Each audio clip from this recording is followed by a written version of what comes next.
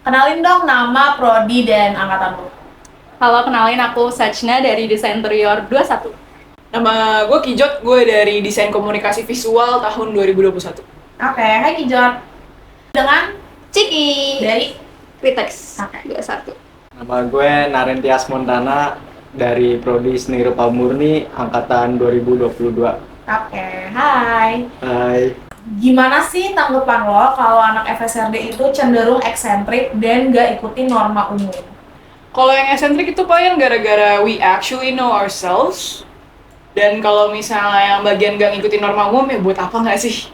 Kalau soalan yang eksentrik itu karena emang FSRD wadahnya orang-orang nyentrik dan itu udah normal dan itu memang bagus kalau FSRD. Kalau nggak nyentrik ya bukan FSRD. Terus yang perkara norma umum itu ya kita sama aja sih kayak mahasiswa lain. Kalau soal norma ikutin aturan sama-sama ikut aturan. Cuma yang membedakan itu kan fakultas seni rupa dan desain sama fakultas lainnya kan jiwanya yang membedakan. Boleh dong ditunjukin seberapa nyentrik lo? Nyentrik angka nih apa gimana? Ya, ditunjukin aja. Mungkin bisa dengan cara berdiri.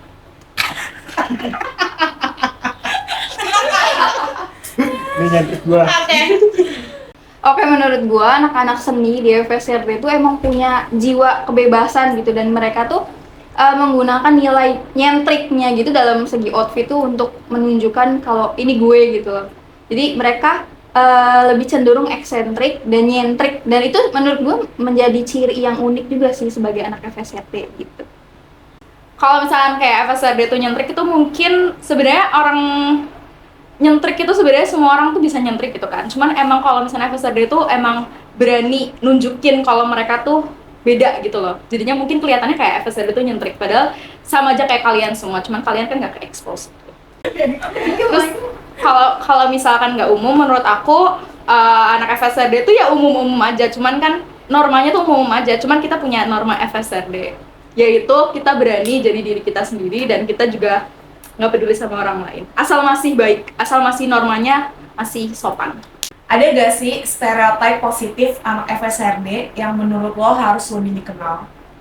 Kalau kita nggak peduli orang lain mau ngapain, yang penting nggak ngerugiin orang lain. Kata gue mentalitas seperti itu tuh menurut gue perlu diperluas ya, biar ya just mind your own business gitu loh. Kecuali kalau misal orang lain udah mulai bacok-bacok, mungkin kita boleh ikut campur lah ya. Anak FSRD itu pinter ya. Jadi kayak pas itu tuh aku pernah kayak kayak mungkin dianggapnya kayak yang penting sekolah gitu loh di FSRD gitu. Karena kan seni gitu ya, mungkin kayak seakan-akan kayak gampang lah masuk, gampang kayak gitu masuk FSRD itu gampang. Tapi sebenarnya justru anak FSRD itu dia tuh kayak jenius kalau menurut aku. Karena kayak dia tuh harus menciptakan sesuatu yang original gitu kan. Kayak kita bisa ngedesigning atau kita gambar atau apa gitu tuh, kayak menurut aku tuh anak FSRD tuh cerdas gitu. Ada saling menolong. Soalnya anak-anak kedokteran juga kan kalau ada gambar-gambar minta bantuan ke siapa, minta joki ke siapa. Jadi jangan anggap remeh fakultas seni rupa dan desain.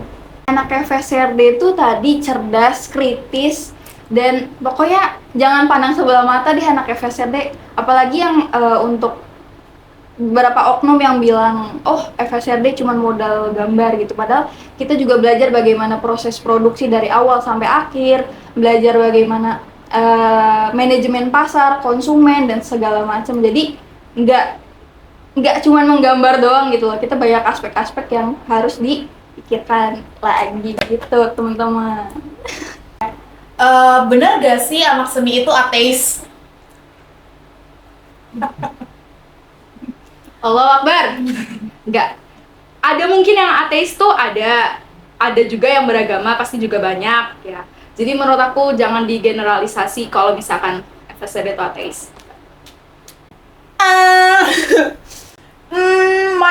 Nggak tahu sih ya statistiknya seperti apa, tapi gue pribadi gue percaya sama Tuhan. Haleluya. Terus tapi kalau misalnya ada yang ateis, ada sih pasti. Tapi biasanya nggak terlalu eksplisit gitu. Wah, mungkin ada ya. Cuman ya dari gue sendiri, gue masih percaya Allah Akbar. Gue juga masih sholat nih. Alhamdulillah. Alhamdulillah. Alhamdulillah. Waduh, kalau ateis nggak tahu ya. Mungkin kalau yang nggak beragama ada mungkin, tapi nggak bisa dipukul rata semuanya ya. Tetap banyak yang beragama kok. Ceritain dong pengalaman konyol lu saat coba jelasin ke orang awam tentang FSRD. Waktu gue jelasin tentang kriya tekstil sih. Jadi setiap ada orang tua atau beberapa orang yang nanya ke gue kayak kuliah apa, jurusan apa, gue selalu bilang kuliah kriya tekstil gitu. Nah mereka tuh awam banget nih tentang kriya tekstil. Nah biasanya gue coba jelasin tuh kayak itu ngedesain, fashion seperti itu. Terus nanti mereka jawabnya, oh nanti kerjanya sama Ivan Gunawan ya, kayak gitu. Selalu itu sering banget sih orang-orang pasti jawabnya, oh nanti kerjanya sama Ivan Gunawan ya, oh tentang fashion kayak gitu-gitu. Padahal ya luas gitu cakupan untuk kriya tekstil itu. Sebenarnya nggak lucu, cuman jadi pas itu pernah aku kayak Sajna sekarang keterima di mana gitu, desain interior. Oh arsitek ya, bukan, itu masuknya FSRD seni rupa. Oh yaudah nggak apa-apa, yang penting kuliah. Aku tes boy, aku kayak niat banget masuk FSRD, masuk desain interior tuh aku kayak bener belajar gitu loh, bener-bener kayak bikin portofolio dan lain-lain gitu loh. Jadi kayak anggapan orang untuk yang nggak apa-apa, ntar kalau udah lulus ntar belajar yang lain aja kayak gitu-gitu, karena dianggapnya mungkin kalau lulus dari FSRD nggak akan jadi apa-apa, padahal kalau udah tahu ranahnya semua anak FSRD bisa jadi orang kaya.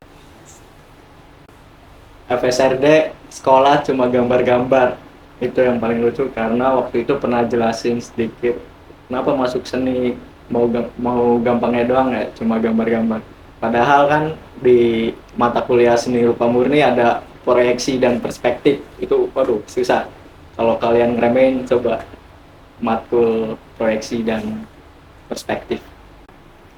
80%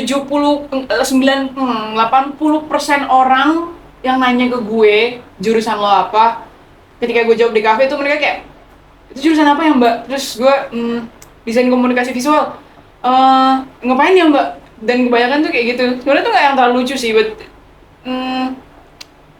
ya kelihatan sih kalau misalnya orang belum begitu tahu dengan eksistensi jurusan DKV. Tapi kalau misalnya yang lucu sampai sekarang belum sih. Apa sih pesan yang ingin lo sampein ke mereka yang masih percaya stereotip anak FSRD? Kalau stereotip yang positif nggak apa-apa, percaya aja, tapi yang kalau negatif udahlah nggak usah, soalnya emang anak FSRD positif semua. Amin. Positif apa bang? Positive thinking. Sebenarnya stereotip itu muncul karena memang kebanyakan atau mayoritas dari kelompok atau minoritas itu ada yang mencolok ya. Jadi ya ketika orang percaya dengan stereotip seperti itu, gue tidak bisa menyalahkan. Namun ketika meskipun ada yang namanya stereotip, gak berarti lu bisa mengeneralisir semua orang dan kayak kalau anak FSRD kayak gini sih, nggak bisa kayak gitu bang.